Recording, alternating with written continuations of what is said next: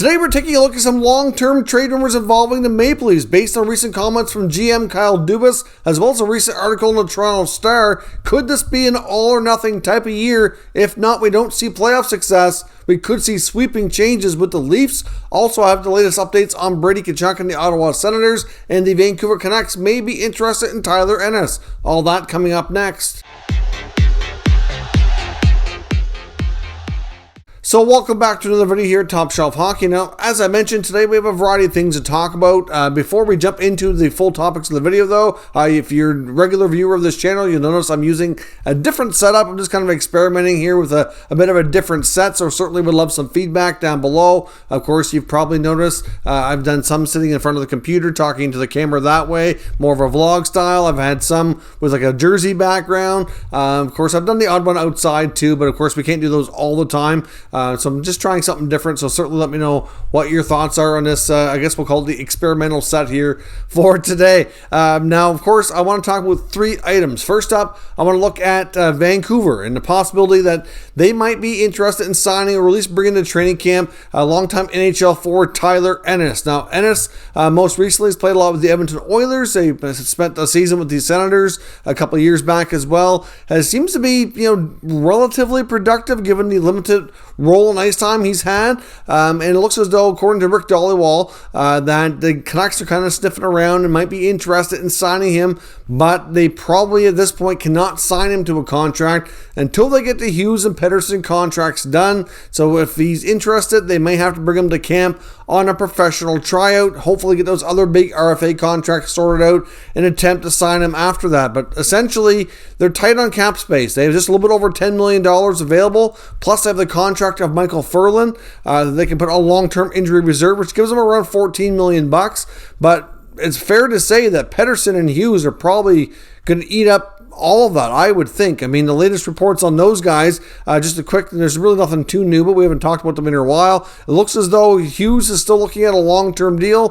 Pettersson's probably shorter, probably like a, maybe a 2 to 3 year range, maybe 4 years. I can't see them doing 4 though, because it'll walk them right to free agency. But essentially a shorter term bridge deal. Pettersson's really looking for the commitment and the kind of long-term vision, I guess you could say, that they're committed to building a winner. That seems to be high on his priority list. And of course, they have the same representation. So I would suspect once deals get done, we're probably going to see both at the same time. Reminder as well, Quinn Hughes is not eligible for a offer sheet. So if anybody wants to do another bold move like we saw Carolina attack Montreal, then Pettersson would be the obvious target. And to be honest, I wonder if teams out there are thinking about it, just because they're tight on space.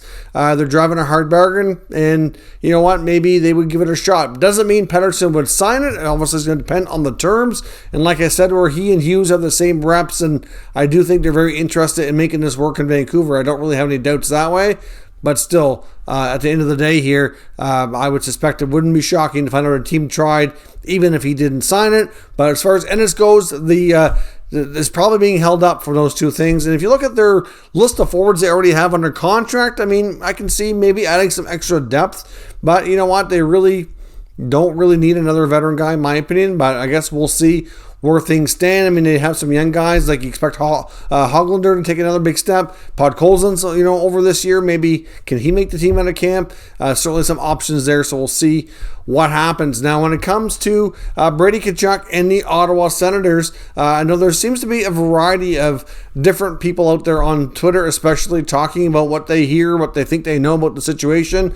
And to me, it just seems like there's a lot of narratives being spread and a lot of, to a degree, misinformation. I can't claim that I have all the facts. Obviously, I don't have insiders with the Senators, but I think we can rely on the reporters that have had the best history. According to Pierre Dorion, what he said in public and what we've heard from guys like Bruce Garriock, who obviously get probably the most inside information from the team, that all the talks have been very progressive, cordial. Things are moving along well. Obviously, these things take time. It's a mega deal. They'd like to get him long term. It sounds like Brady's interested in doing a long-term deal as well.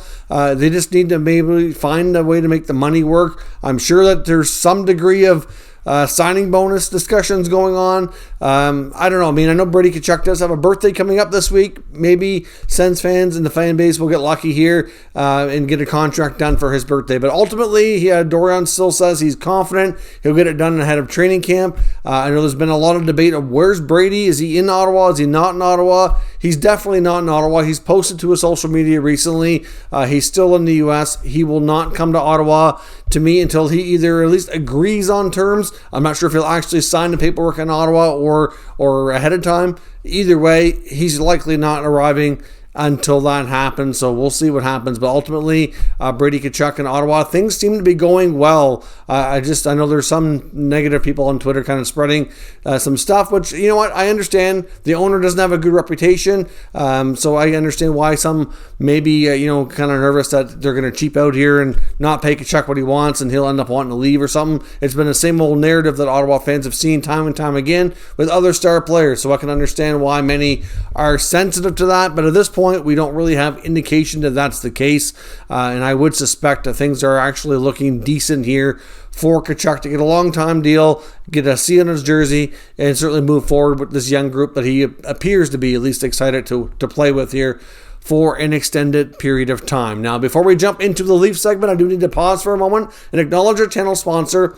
Manscaped. Top Shelf Hockey is proud to be sponsored by Manscaped. Of course, with Manscaped, we have a special offer here for all Top Shelf Hockey viewers where you can get 20% off and free shipping on all orders at manscaped.com. Now, of course, Manscaped just launched a brand new Lawnmower 4.0 trimmer, which is a fantastic product.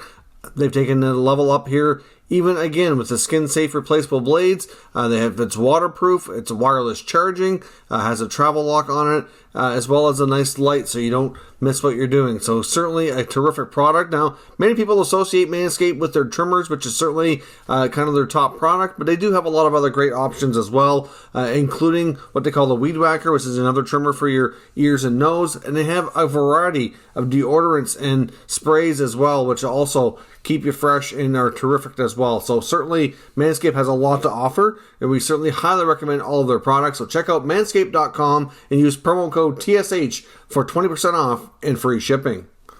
So thanks very much for watching that promotional content there on Manscaped. I do greatly appreciate it. Also, I just wanted to give a quick shout out to all of our channel members. All of your names are listed down in the description of every video. Thank you for your support. There's been lots of merchandise sales recently as well, lots of hoodies, t-shirts, and I just want to say thank you very much for your support, and it's certainly thank you for your support and supporting our sponsors as well. Now, looking at the Maple Leafs, like I said, the discussion we're having today is want to make sure we're clear here. I'm not suggesting we're going to see massive Maple Leaf trades in the very near future. This is not what today's conversation is about. But we did hear an interview with Kyle Dubas on the Bob McCown podcast, which I want to reference some of what he had to say. And we also saw an article today from Chris Johnston, formerly of Sportsnet, now writing for the Toronto Star, talking about the fact that the Maple Leafs might be in tough here when it comes to a guy like Morgan Rielly. Either way, there's going to be changes next season. I think there's a possibility, even if they have success, we're going to see changes. But if we don't, it's just that much more likely. I mean, Dubas and Shanahan have committed to this group of players, the core group, for an extended time now. They have yet to get out of the first round of the playoffs, and I would suspect that one more year here, just like the series coming out about them here October the 1st called All or Nothing, where they were followed around by cameras last year. This year, I think, to me, is more of an all or nothing type of season, that if they don't have legitimate playoff success with winning at least one round, I'd suggest maybe even more, that we're going to see at least one of the big four be traded. And as I've said numerous times before, if it ever gets to that and they don't have the success with this group that they need to have to justify that kind of payroll on those four players, it's likely going to be Marner or Nylander that goes. I do not see them trading Tavares for one to give him a no-move clause, so that's really hard to do. Secondly, Austin Matthews out of the three is the most untouchable. I mean, obviously, Marner and Nylander are terrific players too, but I think that based on their contracts, Nylander's probably the most likely, not because they want to get rid of him the most, but to me, he's really playing well for his contract. I don't think that's an overpayment at all at this point. I know some people thought it was in the beginning, but to me, he's earning his money quite well, and I think that his contract has a ton of value. So to me, that's why he would be the most likely trade candidate when it comes to these big four members of the Maple Leafs. And when it comes to Mitch Marner, I mean, Marner's a pretty dynamic player, putting up tons of points. I mean, obviously he needs to learn how to have success in the playoffs, and that's, could come with age and experience. Well, only time will tell. But obviously, you want the big bucks. You have to deliver when it matters most. And at the end of the day, this group just has not done that. But listening to Kyle Dubas on the Bob McCown podcast, essentially he goes on to talk about the fact that it's quite fair to say that if they do not see success this year, that there's going to be, potentially big changes within the organization. And when he says within the organization, I don't think he's just talking about the on-ice product. I wouldn't be completely shocked if we saw more changes within coaching, management, etc. At the end of the day, this team went through a full teardown, a full rebuild. They did a tremendous job. Lots of good draft picks. I mean, obviously a lot of them were high picks too, but still, you can't screw those up. Picking Austin Matthews first overall was easy. We don't want to give them too much credit, but at the same time, they could have, whiffed on that and picked a different guy. Same thing with Marner, where he was selected. For the most part, they earned those picks by not being very good, but they made the best of it. They got great players. They've gone through a real process that for many other teams has become sort of a template to follow. Now, of course, not all of them want to follow the contracts when they come out of their ELCs like they did, but at the end of the day, they did a masterful job going from being a long time mediocre team to being a bottom feeder to working their way up to being one of the more exciting teams in the NHL. To many people feel they're cup contenders. They've yet to break through, but still, they're year after year they're kind of in that conversation for the past few years, and they could continue to go there. Now, like I said though, what Dubas saying, that doesn't mean it's 100% going to happen, but I do think it's fair to say that there's a lot more pressure. The pressure continues to mount year after year, and even though he's made promises to some of these players, I do not see a scenario where they get through this year without another step forward, meaning at least 1 or 2 rounds of playoff victory, that they don't see a significant trade. They're at a point now this year even where they come back with the same core group of players, and the surrounding cast you cannot honestly say is really all that better. I mean, we've seen guys going in and out between your third and fourth lines, even some pieces on your top 6, like Hyman goes this year. They can't replace him because of the cap. Now, of course, like I said, the cap situation is going to possibly lead to other things too. I mean, as Chris Johnson points out in his latest article, we've seen some defensemen get paid this offseason, paid handsomely. And if Morgan Riley's, and he deserves to be, in that $9+ million conversation, like we've seen Dougie Hamilton, Seth Jones, Darnell Nurse, and all those guys, then they can't really afford to do that. They've already have Tavares, Matthews, and Marner making, well over $30 million combined. They can't add another contract like that to the mix. It's just not sustainable or affordable with a flat cap, and we're likely only going to start to see minimal increases in a couple years' time. It's just not a possibility. Now, you take away Morgan Riley from that blue line, and it's a lot less dynamic. It's going to still be good defensively. They made some big strides last year, and I still think a lot of those key players would continue to play well for them, but they don't have those, besides Riley, the real good group of guys that are real solid at driving the offense. Now, they have some guys back there like Erasmus Sandin who can develop into that. But like I said before, they almost need to start the transition from Riley to Sandin because of the fact that they may not be able to keep Riley without moving one of the other big four. So to me, the question mark as far as what kind of significant changes will this Leafs team face if they don't have the level of success might be dictated by the cap alone, and it might be a case of Riley leaving. If you take away Morgan Riley's salary off the cap here, off the books, then that gives them a lot more flexibility to do other things. Obviously, they got to try to find a way to replace him, which is not going to be an easy task, but they could maybe divide that money up or something. It's tough right now. But at the end of the day, if he's going to be a free agent next year, and there's only a handful of teams that could do it. I mean, there was already rumors linking him to the Seattle Kraken, saying they would be the most likely team to pursue him at a big-time contract to go to Seattle and be, a huge part of their offensive push, because as we saw in expansion draft, that team got a lot of decent players, but they're not really the big offensive stars. So, they could use another puck-driving defenseman that can move that offense. They could use another top center to do the same sort of thing. And maybe he's a piece next year that they look to try to help with that. I don't know. But at the end of the day here, is this between Johnson's article and Dubas's comments? I just thought it was fair to bring up, obviously, and especially in a situation where there's not a ton of news going on today that's going to affect the NHL today, besides some of the RFA stuff we talked about. But essentially, this team is in a dire straits type of season. I think there's so much pressure for this group to succeed that we are going to see significant change, but it's not going to be till later. Now, if, heaven forbid, we see a situation where the Leafs somehow bomb this year and they're not looking to make the playoffs, I would think Riley would be traded before the end of season as a deadline acquisition, but I don't suspect that to be the case. I'm not predicting the Leafs to be out of the playoffs by any means.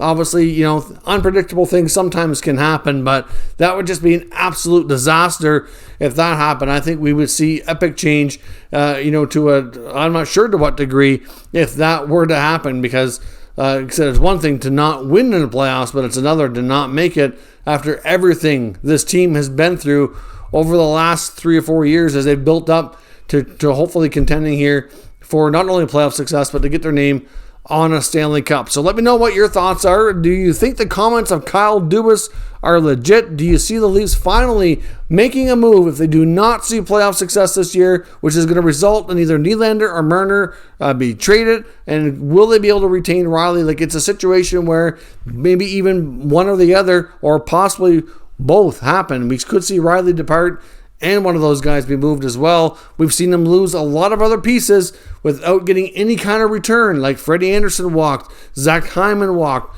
That's just this current offseason. They cannot continue to let these players that were there for a long time and considered a core member of their team for an extended period of time just walk out the door without getting any kind of return. It really hurts the future outlook, because you normally get future assets like draft picks or prospects in those kind of trades, and they just haven't done it. So I think they need to be smart on how they handle some of these assets moving forward. And another big question mark around all of this is, will their new look goaltending hold up? Will Peter Mrazek be able to take them further than Freddie Anderson did? Can Jack Campbell be what he was last year over a bigger stretch of time and continue to be a top goalie over an 82-game schedule? Can he stay healthy? There are so many questions facing this team. We don't know what the answers are going to be, but I do think it's fair to say, like Kyle Dubas said, that big changes could be coming if the season does not go well. So let me know what you think the Leafs will do down below in the comments. We'll discuss further. If you're new to this channel, make sure you subscribe and stick around. We'll keep you up to date with all the latest news, rumors, and analysis on all 32 NHL teams. Thank you for watching, and I'll catch you next time.